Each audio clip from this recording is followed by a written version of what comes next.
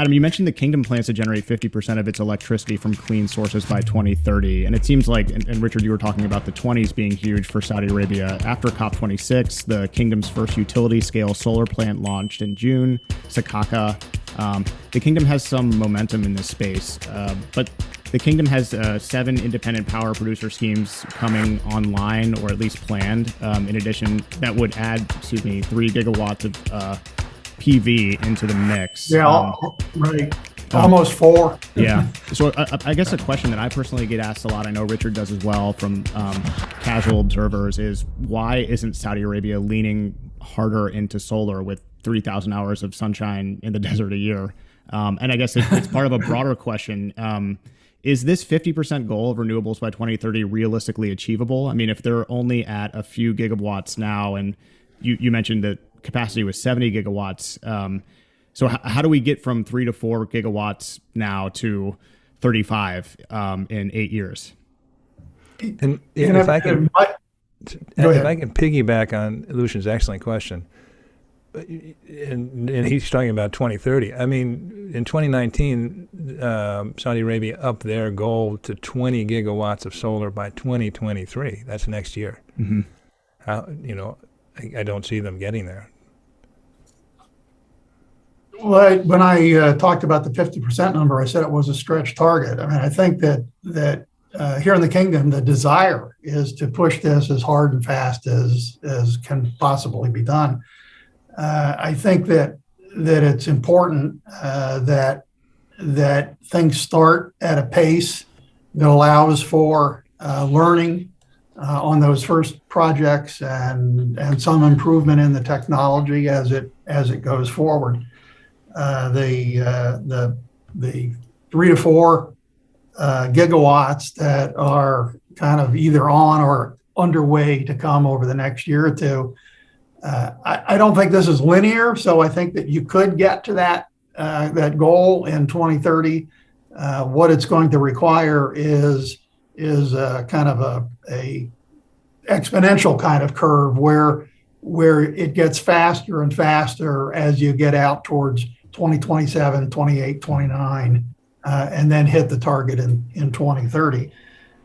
It is doable. One of the interesting things that's happening in the kingdom is REPTO, the Renewable Energy Project Development Office.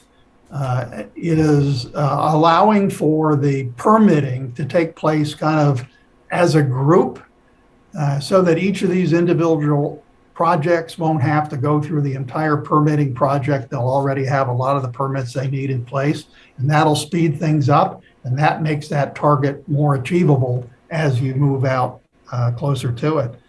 It's not, there is a lot, it's obvious that there's a lot of sunshine in this area. And there are places in Saudi Arabia where the wind blows, and up in the Neom area in the northwest of Saudi Arabia, you actually get really good solar during the day and really good wind at night, which then helps reduce the amount of batteries that you need if you're going to try to sustain that. Back to the issue of solar, it's not just a cakewalk. I mean, there are issues. You get dust storms, and the dust storms can put coatings on your solar panels, and you have to find a way to deal with that electrostatically and otherwise. And the very warm temperatures can create problems for the materials being used. Again, get going, get some experience, learn from doing it, and then really ramp it up as you get closer to the target. I think that's the way it's going to be done. I think it's doable, and I kind of like to think of it as Vision 2030. Look, it's possible that you can't hit all of those goals of Vision 2030, but if you can get half of it, if you can get 3/4 of it, it would be unbelievable. I mean, it would just be such a transformation of the kingdom that it will stun everybody with how it's working. I think you just hit on the theme of this podcast. All 22 episodes is basically that theme, is sort of setting the goalpost to a place where even if you're halfway there, by the end of it, what you have achieved is astonishing and is beneficial to the Interesting. Very interesting. Yeah, agreed. We often talk about it's not so much the hitting those marks; it's the direction in which you're headed. One of the interesting things about the renewable energy sector, and another recurring theme, we have many on this podcast, is the PIF, Public Investment Fund. And my understanding is that the REPTO projects, REPTO will oversee procurement of 30% of the projects through this competitive process, and PIF is set to deliver the remaining 70% through direct negotiation with investors in an effort to develop gigascale projects. So as you say, you refer to not a linear story, but maybe an exponential one. And PAF has shown a proclivity for coming in big and coming in on a massive scale. And so you may get, as you say, we have these projects in line now, and there'll be more on the way, and they'll hopefully, accelerate considerably between REPTO and PIF. And I think it's an interesting way of doing it too, because you'll have some government activity and you'll have some privately driven activity occurring at the same time, and that creates a healthy level of competition. I think it's going to be very important, this aspect of the permitting. Saudi Arabia will have a big advantage in moving this along relative to a lot of other countries. Mm-hmm.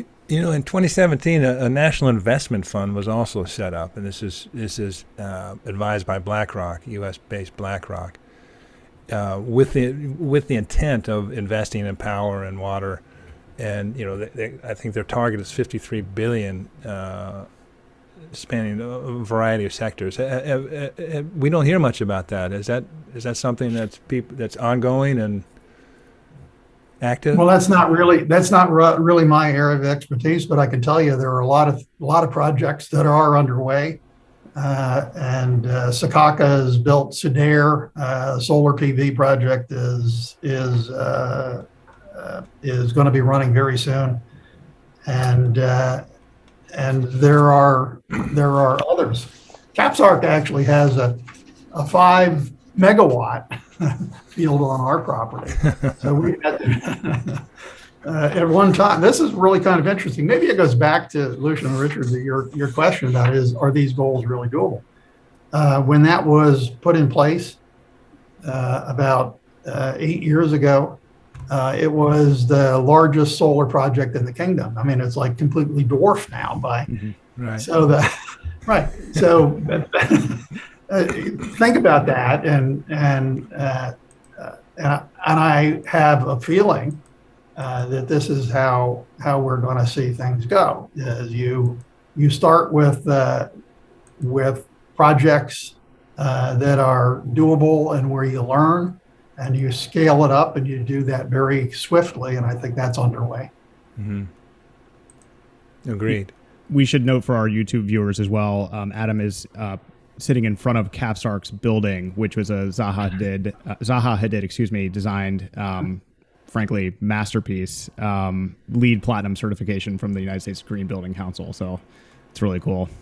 We love the iconic nature of Zaha Hadid's building. There's a community here too. So a lot of the researchers live on the Capsark campus, and the housing is LEED's Gold. The building is LEED's Platinum. A lot of effort went into the design of Capsark to make it energy efficient, and we are learning all along how to improve on what was already done before COVID, and now it's starting up again with travel being allowed. My wife and I have gone out on weekends and visited different parts of the kingdom, and I write it up, and I usually post it on LinkedIn, because I'm trying to convince people who might think about coming here to work at Capsark that Saudi Arabia is actually a really interesting country with a lot of Mm-hmm. wonderful things to see and do. And this past weekend, I didn't have to go very far at all. Literally across the street to the Wadi That's like an arroyo for those Americans who know, who know that word. And if you're not from the Southwest, just a riverbed. Right, it's a riverbed. And it does fill up with rain, and we had a big rain, and there was water flowing in the wadi. And I took a 5-second video and posted it on LinkedIn, and it's up to 12,000 views. Flowing water in the kingdom. Wow. Flowing water in the kingdom is really precious. Adam, if I could ask you sort of an off-script question here, but how did you partner up with CapSarc, and could you tell us a little bit about your journey from the US EIA under the Obama administration and moving to Saudi Arabia? And I'm sure that was a big life change. If you could talk a little bit about that, I think that'd be really interesting. Yeah, sure. What I was asked to do at EIA was to try to make the research, analysis, and advice that EIA was providing a little bit more timely and relevant to policymakers. And EIA made a lot of progress on that while I was there. And it was a lot of fun. It was, I think, a great experience for the employees at EIA to be seen as participating in the policymaking process from the standpoint of providing good factual information that policymakers could use to help guide how they set laws and regulations and implement those.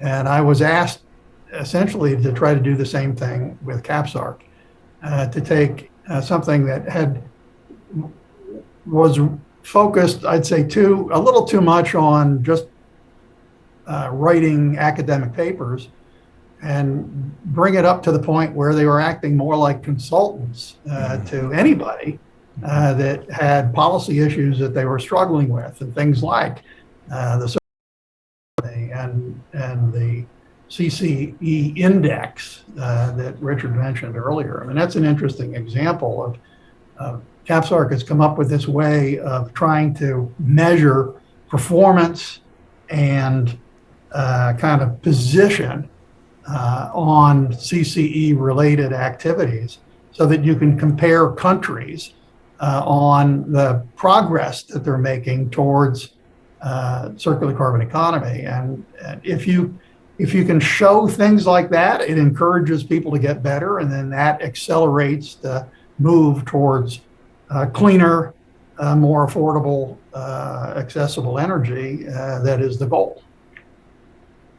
You know, you're right on that CC index. That's a real handy thing. And let me ask a question on that, if I may, just to try and educate myself. So on that index, Norway is ranked at the top with a number of 68. Saudi Arabia is at 40. At the bottom is Algeria at 22. Just in layman's terms, what's the difference between Saudi Arabia and Norway in terms of the CC index? Yeah, actually, that's really a big difference. Is there's a lot of hydroelectricity in Norway. There you go. And that gets high marks and a carbon index, and so that gives Norway a big advantage. So what you're saying is that running water in the wadi doesn't equalize their advantage? It doesn't run often enough to turn it into a hydro project. But look, I mean, you've raised a really interesting question, and you say, well, what about countries at the far end of that index? A lot of that has to do with not being very good at controlling the flaring of gas and gas liquids that goes with oil production. Saudi Arabia made a decision several decades ago to build a big gas infrastructure system. And so there's very little flaring or venting of methane in Saudi Arabia. And everybody knows that that's true, because there are now satellites to go around and measure this. and you can see who's flaring and who's not flaring, and you can see where venting is happening. Saudi Arabia's track record is one of the best in the world on that. And there are a number of countries that just haven't been able to build the gas collection infrastructure to control that. Now, interestingly, the Permian Basin in Texas and up in North Dakota is one of the poorer. It's not a very good system of collecting the gas. So there's a lot of flaring and venting that's occurring in Texas and North Dakota that would be really helpful if and the United States has plans to do that. There is a global producers forum for greenhouse gases, and the U.S. is looking for a way to partner with other countries so that producers as a group have a better track record than the average that we see right now. That I think was one of the biggest successes of this COP26 was that methane agreement that the U.S. is signed on to. Absolutely. The global methane pledge, it wasn't really part of the official proceedings at COP26, but it was one of the very positive things that got done on the sidelines. Mm-hmm. One of the other official things that got done and probably hasn't received as much praise as it should have seen is something that they call Article 6. It allows for the voluntary trading of carbon credits. So as long as you have a good way to measure and monitor how this is being done, being able to trade carbon credits from one country to another is going to be a terrific way to actually help control carbon and lower the costs of doing it. The Net Zero Producers Forum that was created by the U.S. Back in April of 2021 at the Climate Summit had 5 initial signatories: Canada, Norway, Qatar, Saudi Arabia, and the United States. And one of the things that they said is methane control is going to be very important.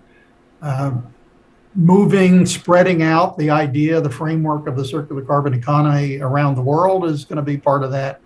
Looking to promote technologies like hydrogen and carbon capture, direct air capture will be one of those things. And interestingly, the fourth one that was highlighted at the announcement of the Net Zero Producers Forum was looking at ways to help countries diversify away from energy as their sole source of revenues. Inevitably, if we're talking about CCE and renewables, we're talking about climate in many ways. It's interesting that the next 2 COPs, next 27 is in Egypt, COP 27, and COP 28 is in the UAE. There was it seemed to me, especially as compared to the Paris Agreement in 2015, that there was a different type of energy at COP 26. Certainly the issue of climate change was put to bed. The number of commitments made by countries around the world is vastly larger than it was. One of the messages taken away from COP 26 was come back next year in Egypt, not with pledges, but with real legislative commitments. And that's what they're encouraging them to do. But with these next 2 COPs happening in the region, and Egypt is natural gas and that sort of thing, but it's particularly UAE, are fossil fuel producers. Will that add impetus and momentum to the policies within the region, do you think? Yeah, I think it will. The Saudi Green Initiative was followed a day later by the Middle East Green Initiative, so a regional effort to try to do some of the same things. Net zero pledges by companies, just as an example, Saudi Arabia at the Saudi Green Initiative launch set a national target of net zero greenhouse gas emissions by 2060. Aramco and SABIC said that they would target scope 1 and scope 2. So they're operated, what they control, right. Emissions. They'd hit net zero by 2050. Saudi Arabia increased what they call the nationally determined contribution. That's how many millions of tons you plan to try to control from 130 to 270. The kingdom joined the global methane pledge to try to cut methane emissions by 30% on a global basis. As I said, the kingdom's track record there already is stellar, actually. And part of the green initiative was the planting of billions of trees. You can actually see some of that underway in Riyadh now. It's greening up, and it should help with kind of microclimates, but it makes it look nice. But there are real benefits to doing this. I mean, this is a real economic opportunity in many ways because, again, it's scalable.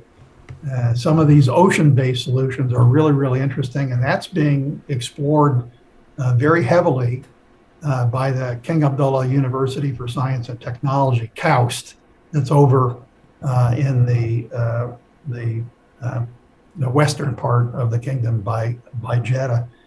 There are a lot of scientists over there working on all kinds of interesting things, like ocean-based solutions to carbon dioxide, but also looking at things like carbon-cured concrete. So using carbon dioxide to, in a sense, make the concrete rather than water. And that could be, not only does it lock up the carbon, but it might be a huge benefit to a lot of countries like Saudi Arabia, where water is a precious resource.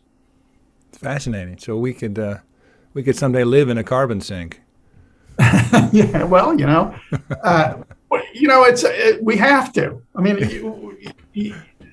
in a sense, that's what we need to be thinking about. Let's come back to carbon for a second. You can think of carbon as coming in three forms.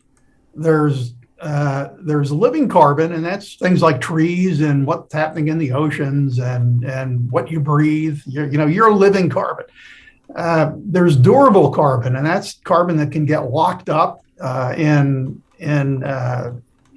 geologically or in things like mangroves, so that you can actually lock it up. It's durable, it stays there. Even some forms of plastic can lock up carbon for a very long time. Mm-hmm. Well, what's the other form of carbon? And that's fugitive carbon. That's what we don't want. We like living carbon, we like durable carbon, and we like recycled and reused carbon. What we don't want is fugitive carbon. And so there are people, this is back to the let's ban hydrocarbons people. What they should really be saying is what we want to ban is the fugitive carbon that's creating the problem, right? So focus on the problem, not like picking on some fuel. Fuels are useful, and we need to think about it. We need to differentiate. We need to be a little smarter in how we're approaching the problem. And I think we're actually getting there. And I think that the experience that people are having this year with fuels is awakening people to the idea that yes, we have to do this. Controlling the fugitive carbon. We're going to get on with it, but let's be practical and sensible about it because there are so many ways that it's useful and it's needed in the economy and for living. Well, Adam, you're prescient. My last question with the question mark at the beginning was difference between living carbon, durable carbon, and fugitive carbon. So I think that's probably a good point to stop.